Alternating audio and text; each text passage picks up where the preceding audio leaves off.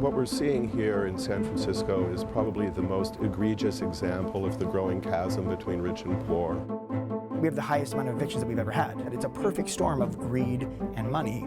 Even though the politics have been progressive, this is the most capitalist place I've ever lived. What's scary is people that was born and raised here, you know what I'm saying?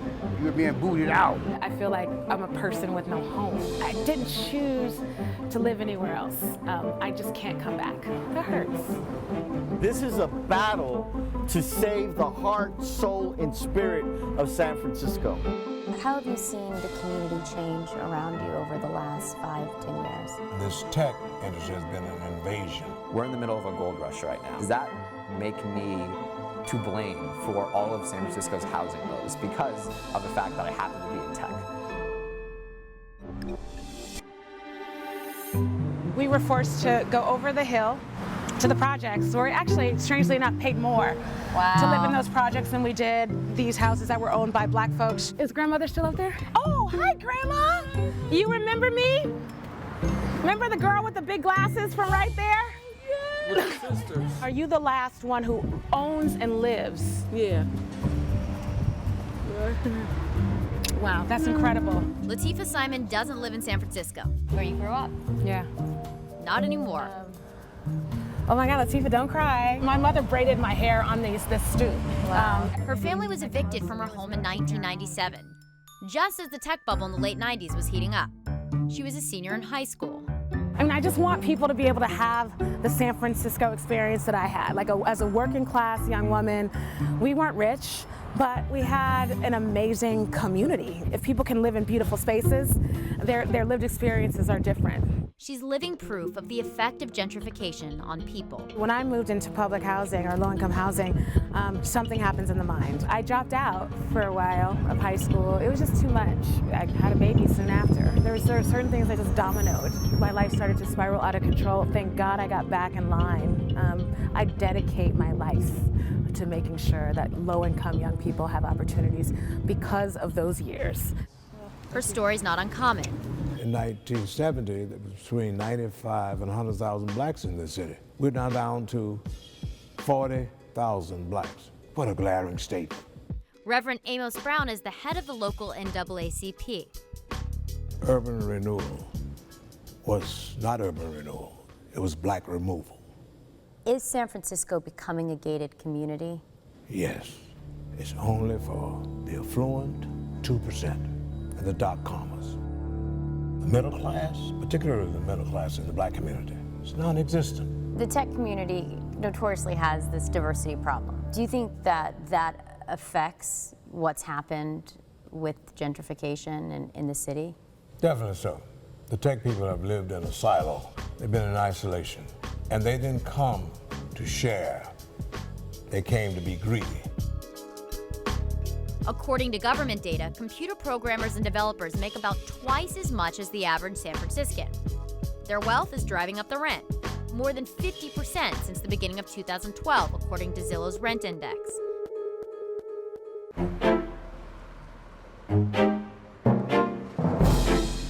What we are seeing here today is almost the creation of an economic apartheid system, where the wealthy are claiming this area and everyone else must leave.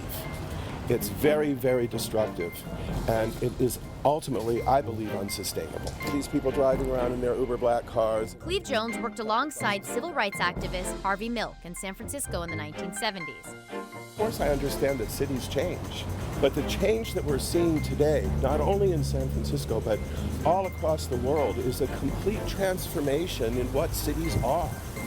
Cities for generations have been a place for the refugees, for the immigrants, for the poor, for working class people, for middle class people.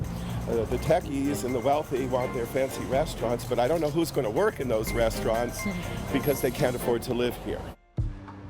Of course, not everybody thinks gentrification is bad. They point to economic growth, new business and job opportunities, and rising property values for homeowners. To get to another part of town, I hopped in an Uber, a poster child of the booming tech economy. The route is being calculated. But even the driver repeated a familiar theme. pushing people out that are working here, you're going to end up with, nobody at the coffee shops, nobody at the dry cleaners, nobody at the grocery stores, because nobody will be able to get here. You can't keep pushing people farther and farther away. Over in the Mission, where art and activism share a canvas, the Latino community also feels the squeeze of gentrification. What is it called? Low riding? What is No it? way, are you serious? You never heard about low riding? I'm hitting the switch, baby, just for you.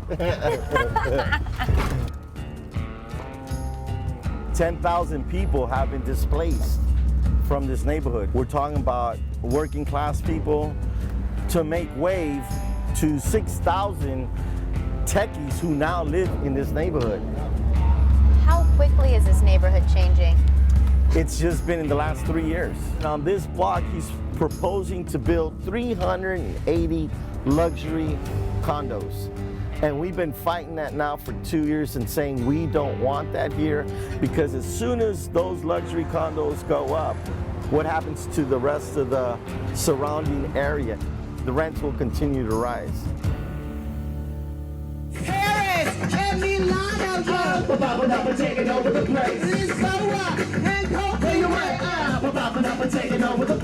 The sentiment is so pervasive that one man ran for mayor on a platform of keeping San Francisco affordable. Meet broke-ass Stewart. There's so much brilliance here, and I want to see it used for real good, as opposed to the next thing that delivers your dinner. What responsibility do the tech entrepreneurs have when it comes to San Francisco and gentrification? The problem with tech is the culture around it.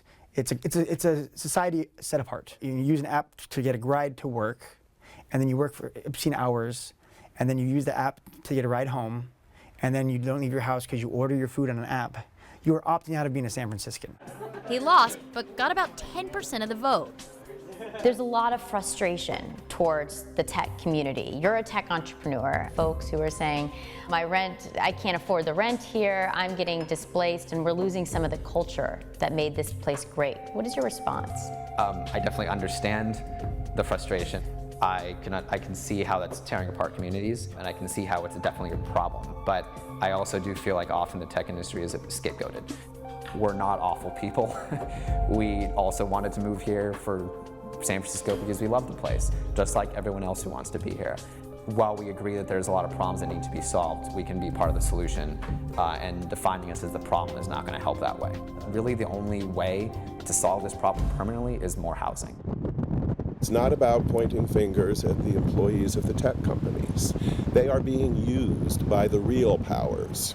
What kind of legislation do we need? We need a city government that says to the developers, if you're going to build luxury units, you're going to build below market units as well, in the same place. We're demanding that the city build 3,000 affordable units. We're talking about affordable units for teachers. This year we had a shortage of 300 teachers in San Francisco. Gentrification is not just about housing. It's about the way in which people live within cities. We need to make a commitment to our senior citizens, to our first responders, to our teachers, to our workforce, that they can live here. Each of us needs each other.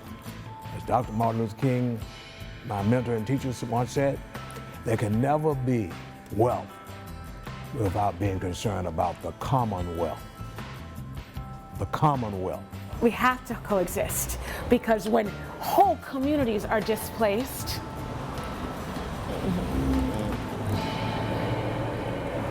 you lose a lot.